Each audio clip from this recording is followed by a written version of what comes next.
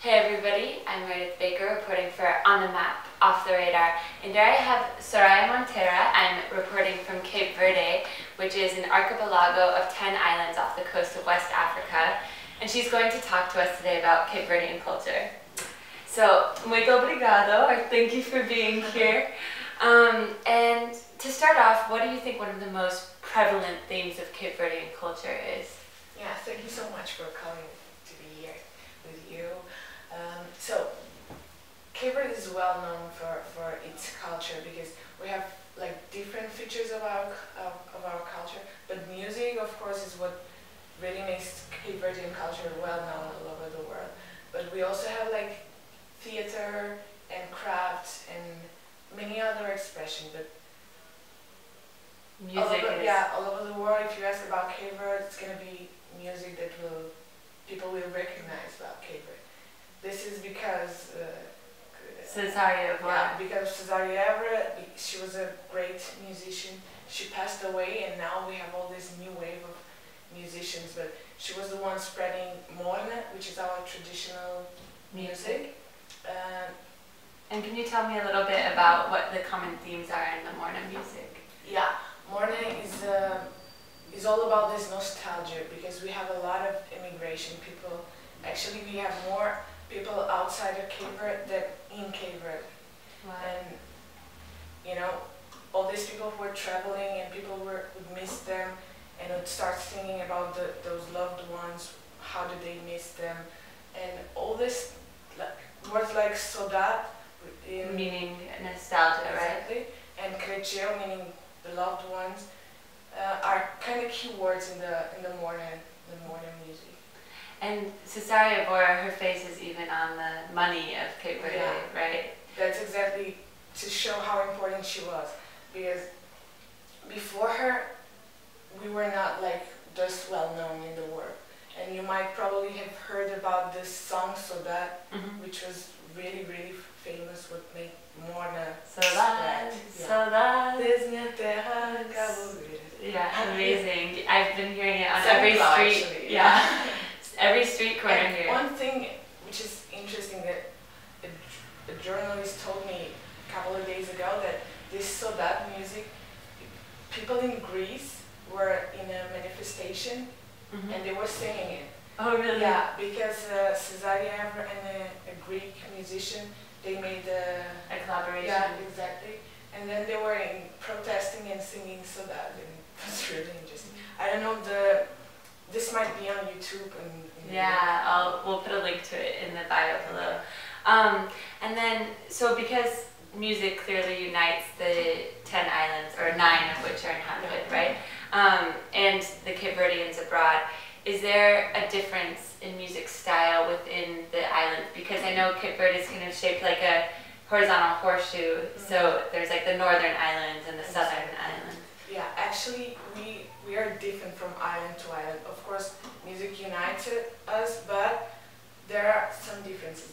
This is because of the way Cape Verde was populated, you know, because Sao Vicente, Santiago was populated first, and with the slave trade, right? Exactly, and the Portuguese colonizers.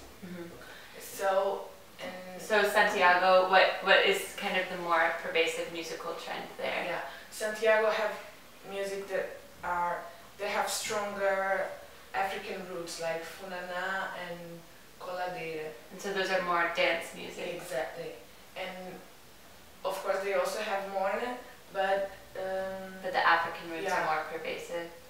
And what about this island, Santo Antão? What is the difference between Santiago and Santo Antão, and how is Santo Antão populated? Sao Vicente, I mean. Santo Antão being the island right next door. Sao Vicente, yeah. Yeah.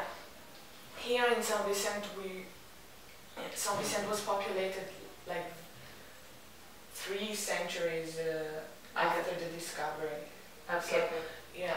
So we were in this island. We have people that were already born in Cape, already Cape Verdeans, and with the mixture of people who are coming from all over the world because of the port, We have a really nice port, and it was kind of compulsory that all the ships that were crossing the Atlantic would come here for supply, because the British installed a coal station here, and people would come here and would bring all those ideas or these new things, and people here are easygoing. They get fastly involved, and the British really influenced us a lot, and that's why we have like a different way of thinking. More European influence. Exactly.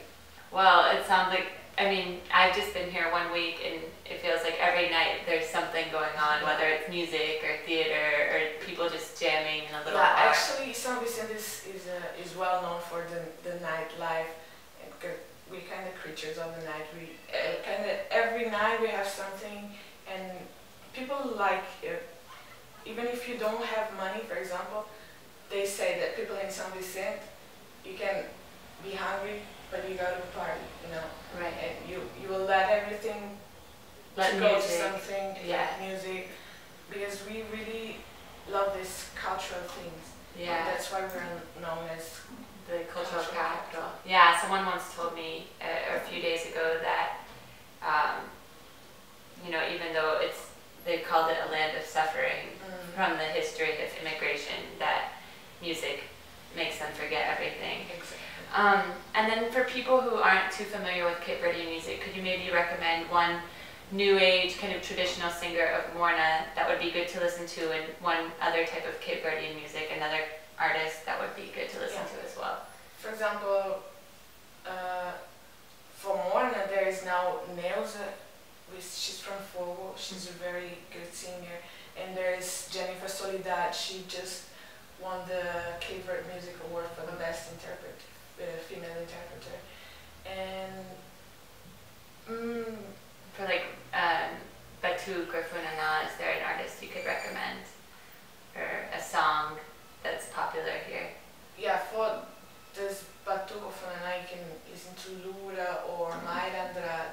They have this more African influence. Yeah. Well, thank you so much. This was so interesting. Thank you. And thanks for giving us a little sabor or flavor of Cape Verdean culture. And as they say in Cape Verde, how did you send off até logo? Tchauzinho. Tchauzinho. Foi um prazer. O prazer é todo meu.